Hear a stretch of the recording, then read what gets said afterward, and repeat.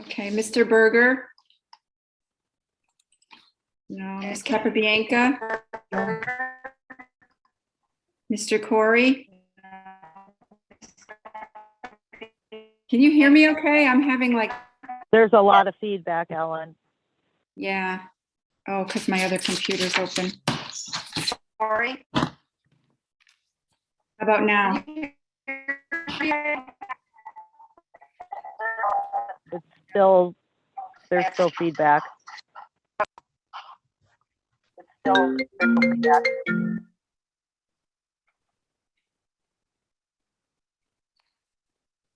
Hello? I'm here. Can you hear me now? Hear you. Yes. Yes, Is that better? Okay, cool. Okay, Mr. Berger, Ms. Capabianca, Here. Mr. Corey? No? Mr. Predis? Here. Mr. Euclid? Ms. Fapiano? Ms. Hona here, Mr. Kisco? Here. Ms. Richardson? Here. Ms. Toder? here. No Mayor Carbone. So 1, 2, 3, 4, 5, 6. Do you want me to read the staff also or no? No, that's fine. Thank you. Okay. Okay, so how we're going to do these is we're going to entertain a motion to approve, get a second, and then we'll go into discussion. So if we can entertain a motion to approve the O&G guaranteed maximum price amendment for phase 1 of the site enabling construction. So moved. Second, Thank you. John and Kathy? yes. Okay, Thank so you. now we'll go into discussion. I'm not sure if anyone had an opportunity to look at the packet or the video, or if, since we have Dan here, if you want him to give you guys a brief overview. Would you like Dan to just explain it quickly, what it is that we're doing? Sure. Yeah, I'd be happy to take care of Thank you. that. So part of the contract that the city and the Board of Ed has entered with O&G, we're known as a constructor at risk, or a CMR. As part of that, we develop a guaranteed maximum price amendment. And so we have done so based on the initial or phase 1 set of documents. The GMP that's been prepared has several exhibits. And so the first being Exhibit A1, which breaks down the cost of our guaranteed maximum price. Pulling up Exhibit A1, there's various line items. The first being the primary cost, which is the cost of engaging CJ Fuji for performance of the work. The second line item, which is 2.99 mil.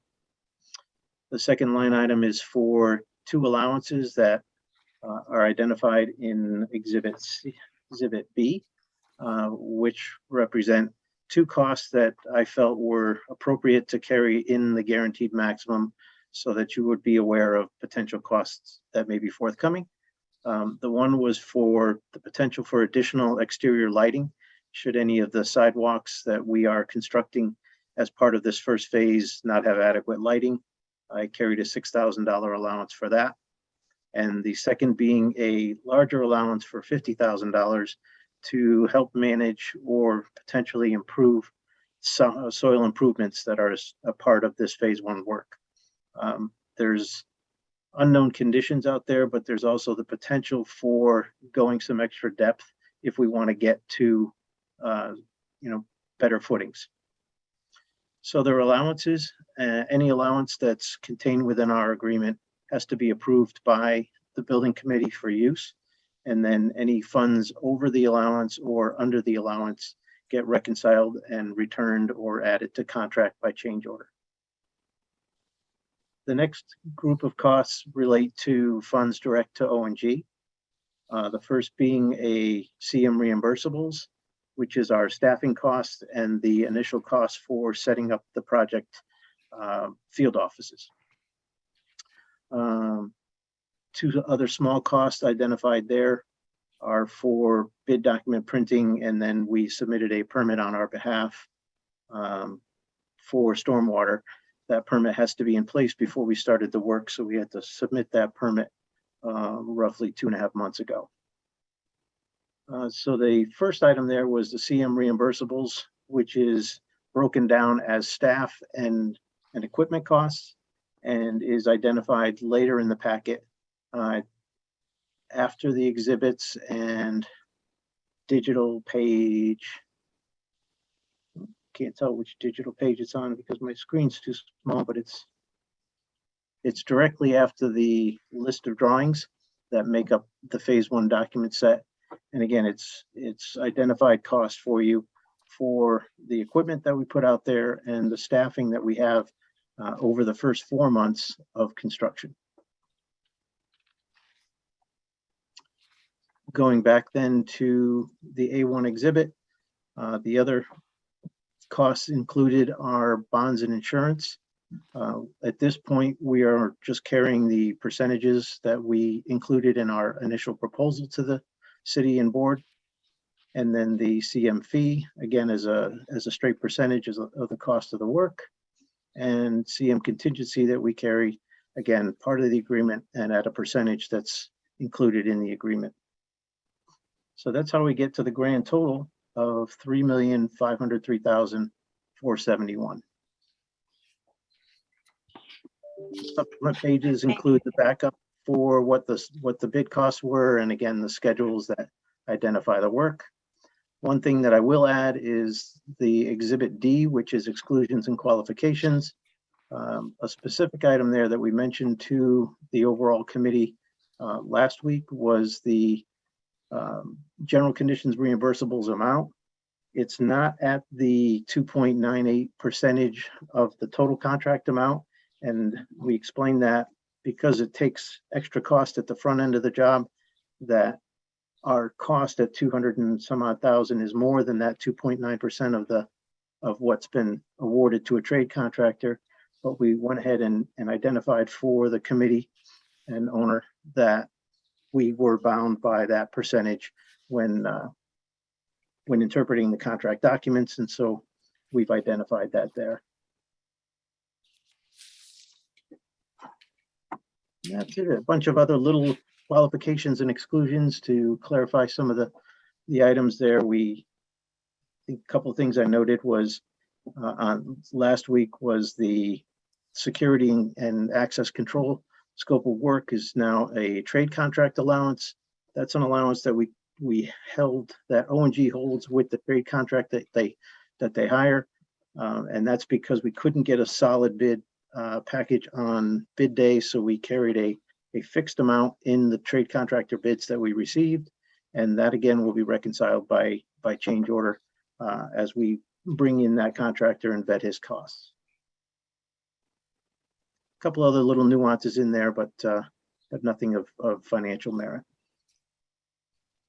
Thank you, Dan. Does anyone have any questions on any of the information in that packet? Jess and Sue on the phone, are you guys all set? All set, no questions. Thank you. Questions. Thank you. Okay, so if there's no questions, all those in favor? Aye. Aye. Aye. Aye. Unanimous. Thank you very Abstain. much. Dan. Oh, one abstention, Sue.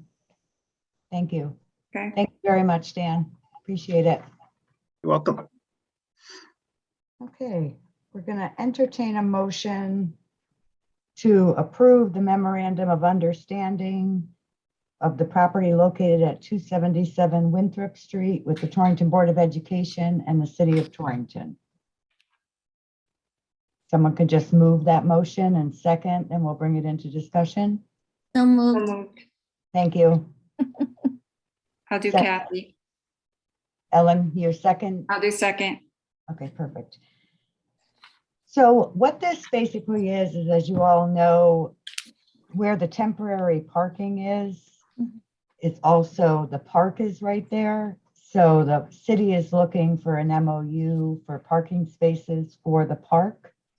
So we've entered into this agreement for the construction phase of what parking spots will be allotted for the City of Torrington Park. in comparison to what we'll have for the school.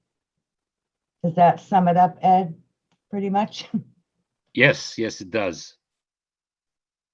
This is So only Ed- during, for construction, and then when construction's finished, they get 6 spots and that's it. So any questions on that? It's just kind of so that there's not any misunderstanding on either parties. They wanted to put it in an MOU. And also, this means that when we do the work on that parking lot, it's reimbursable item because it's an MOU that we agreed to with the city. We always like getting money not from Torrington taxpayers. That's right. Right. Any questions on this? Okay, all those in favor? Aye. Aye. Aye. Unanimous? This one, Ellen, I'm going to abstain on this one only because there was reference to ONG. So Okay, anywhere there's reference, I'm going to just remove myself. okay. Gotcha. So one Thank abstention. you. Okay, that's all our business. Thank you, Ally, very much for coming on. We really Thanks, appreciate you Ally. setting this up for us. We're Thank you, Ally. very Thanks, Ally. technologically inclined. Welcome. So, all right, motion to adjourn. So moved. So moved. Will I you- have John and Sue at 5:11. Okay, all those in favor Aye. Aye. are adjourned. Thank you guys very much. Thanks. Thank you. Did you Bye-bye. get that, Marissa? Do you need any?